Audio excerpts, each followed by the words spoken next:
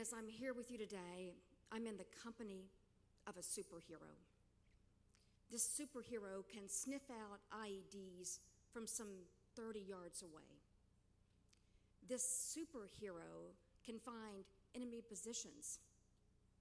This superhero saves the lives of 150 to 200 servicemen and women in the lines of duty in the war on terror. This superhero lets many more moms and dads come home from war.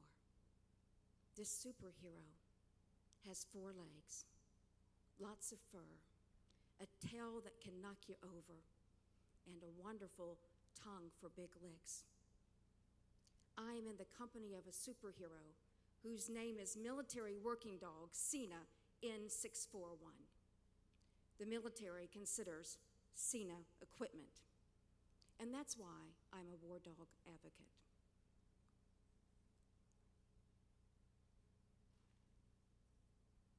This is part of my Canine Battle Buddies program, and I'd like to cue the video so we can take these war dogs to Capitol Hill.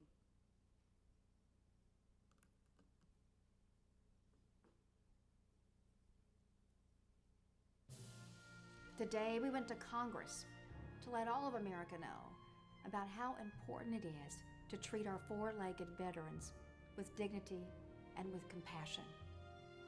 My name is Staff Sergeant Jason Boss, and this is my military working dog, Sela. I'm Army Sergeant James Harrington with retired military working dog, Reiki. My name is Dino Miller, and this is my best friend, Thor. We were together for 4.5 years, and we did 1 deployment in Iraq up in Mosul. We also did some Secret Service missions here in the United States. Me and Reiki started our relationship together in 2008 at Specialized Search Dog School. When we graduated, we were deployed to Iraq, where we're attached to special operations units, helping them clear houses and villages, looking for illegal weapons and explosive bomb-making material that would hurt our fellow soldiers. He's a contractor working dog, and their program's a little bit different than the military working dog program. They're mostly there just to fill the gaps for the military working dogs because there aren't enough to man all these positions when we're up in a time like a war like this. We deployed to Afghanistan in April of 2010, and we were there until November of 2010. Military working dogs save lives of our servicemen and women on the front lines. They're able to perform such heroic duties, such as sniffing out weapon caches and identifying enemy positions. They often spend 24 hours a day together in the most unimaginable of conditions. And the need today for these dogs and their services has been staggering. Basically, Sela and I were best buddies. She was my partner, she kept me safe, I kept her safe. Unfortunately, we had to separate in the end of 2012, and I didn't know if I was gonna ever see her again. When I got out of the Army, me and Reiki separated, and she went back to Lackland to be assigned a new handler, and then she went back to Afghanistan. And as soon as we come back, we're not dog handlers anymore, we're riflemen again. And the dogs will become somebody else's special friend. And they said we'd have about roughly 30 minutes or some time to say goodbye to him. You know, let all of our dogs know that we love them. The other dog handlers were excited that they're home. The only thing I want to do is to get my dog back. Many of these dogs come back and are retired on U.S. soil.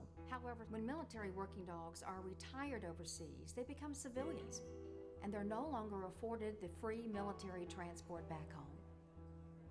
A year and a half went by, and I kept in contact with her next handler, and I found out that she was going to be retired out, and I jumped at the chance to get her back, and I was really excited that I was given that opportunity.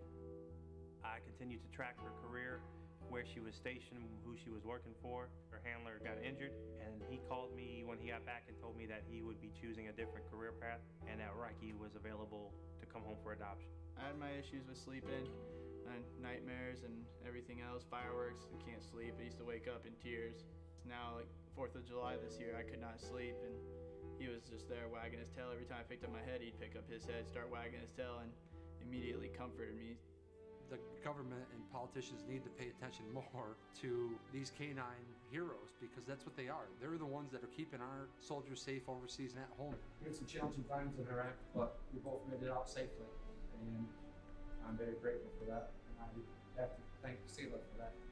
Time and time again, through the ages, they have proven why they're considered our best friends. And nowhere is that bond more remarkable than between dogs and their soldiers. We hope that we just can get the community behind us, pay it forward to the handlers behind them to allow for them to be reunited with their dogs.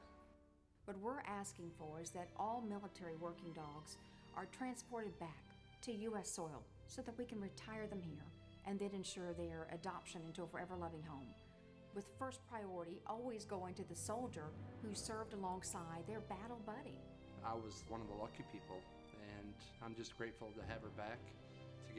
To get my dog back that I spent 4.5 years with is priceless. Military war dogs, let's bring them home and retire them on U.S. soil. America can join forces with American Humane Association to advocate for meaningful change in the halls of Congress.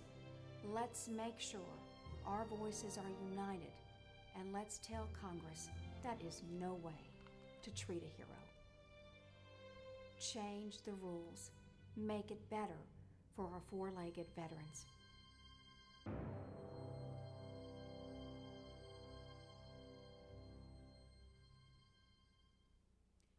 I am a war dog advocate. Let's hear from Corporal Jeff DeYoung and Military Working Dog Cena and their story. This is Jeff's own words. He allowed me to share them with you today. My story with Cena starts in August 2009 when I was training to handle and care for Cena in Afghanistan. This is a daunting task for a 19-year-old. Fast forward to October of the same year, Cena and I find ourselves in Afghanistan supporting combat operations and IED warfare. After a few close calls with IEDs and gun battles, Cena and I were medevaced out. We had been hit. Months later, we returned back to the hot sands of Iraq and Afghanistan. We spent 3 months living out of a backpack and dealing with sandstorms, floods, and hailstorms. One day in particular, I had to lay across Cena to protect her from Russian machine gun fire. Between February 13th and March 2nd, I lost 7 friends, other Marines and Afghan soldiers. One in particular was my really best friend, Lieutenant Colonel Yazi, who was shot in the head right next to Cena and I. During all of this, Cena was there for me, for all the crying, the nightmares, and the suicide attempt. Shortly after returning in April, I was sent back to the main base to head home to America. On April 25th, 2010, I stepped off the plane onto a bus. I never got to say goodbye. The weeks and months after my deployments were wrought with hallucinations where I'm talking with my dead comrades, talking to Yazi. Sleepless nights where I'm in a corner crying, holding a knife. During all of this, I just wanted my dog back. He was my savior, and I couldn't have him when I needed him. My pain had gotten so bad that I would go to PetSmart just to pet black labs in order to calm me down. This is my life with PTS. Over 4 years, I had a prescription dependency, alcoholism, extreme anger and outburst issues, and an attempt at suicide. I also had 3 babies at home. This was my hell. Until June 5th, 2014, when the impossible happened, and with the help of American Humane Association, I was finally reunited with Cena. I couldn't believe it. I had my brother back. Today is March 19th, 2015, and my PTS is 80% less than it was the time last year. I still have nightmares every so often, and so does Cena. But now we have each other. If I had a bad dream, I wrap my arms around him and hold him close. If I feel scared in a crowded room, play with his ears. All of this adds up to why my 7-year-old black lab is my Superman.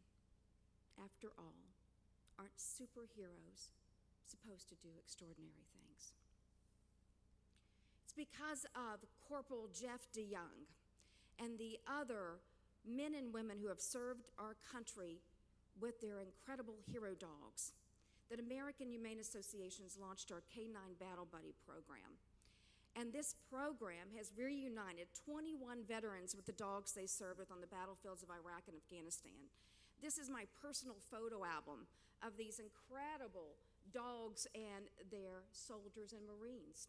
So if you see me at a break and you want to see some faces of superheroes, I'm happy to share these with you. The American Humane also helps military kiddos and their families, veterans with PTS, and retired war dogs.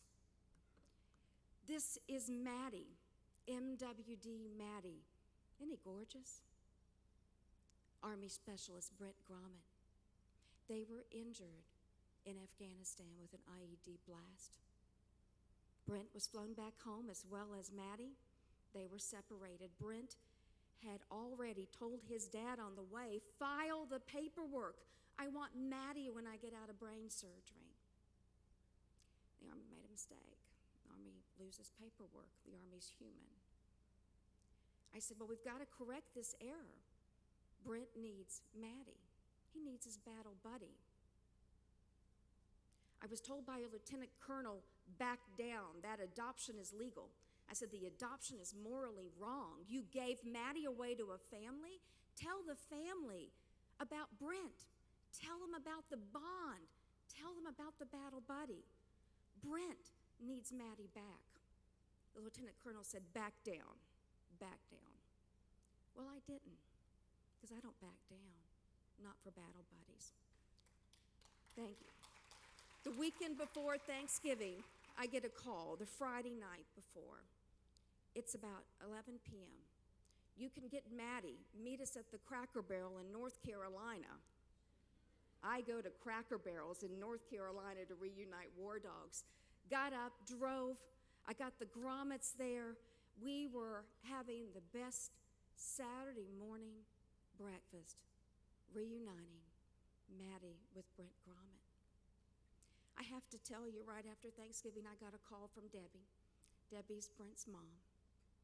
Debbie said, Robin had the best Thanksgiving ever. You gave me my boy back. I said, no, Debbie, I got you your dog back. No, you gave me my boy back. That's the reunion of MWD Maddie and Army Specialist Brent Gromit. I'm going to go to Capitol Hill on April 14th and 15th to get that legislation passed, which is called Maddie's Wish that you see on the screen today. Military working dogs and contract working dogs are still classified as equipment. There's still so many loopholes in the National Defense Authorization Act and in Robbie's Law. So many loopholes that we must fix for heroes on both ends of that leash. Wonderful friend of American Humane, Naomi Judd, is going to join me. And we're going to go to office to member's office until we fall over on those days, advocating for Maddie, for Sina, and advocating for the healing power of the human-animal bond. As I think about our important work with the nation's military, American Humane Association has a proud legacy and tradition of going back almost 100 years of serving veterans and their families. We help the littlest heroes by providing Operation Purple with therapy dogs around the country. How special is that? We do Wags for Patriots, a program I created last year, which provides grants for service dogs for those members who come back facing the invisible wounds of war, PTS. Look at that. It's one of our recent photos of a wonderful veteran and the service dog we were able to provide. And also, when we went to Capitol Hill, July 23rd, 2014, and we advocated, as you saw, with military working dog Thor, military working dog Sela, and MWD Reiki. What we called on was not only for members of Congress to join forces with us to change the National Defense Authorization Act, to help make sure that all military dogs and contract working dogs are retired on U.S. soil, not overseas. Bring them back here and let us do the work of reuniting them with their former handler. But I also called on the private sector. I said, private sector, it's time for you to step up as well. You say you love animals. You say you love the military. You say you love veterans. Well, let's create the first ever VA for war dogs and without the bureaucracy. And I said, let's make sure that we provide free medical care, veterinary care for retired war dogs.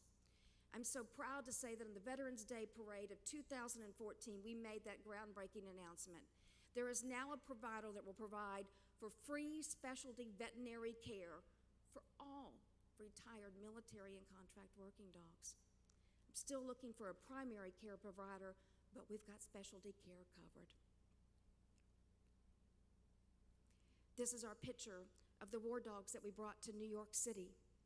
Brought them and had the first ever float on this year's Veterans Day Parade to make sure that all of America knows the power of the battle buddy bond. It's not only about life and death on the battlefields in Iraq and Afghanistan. It's also about that bond at home that heals. I am a war dog advocate. Thank you.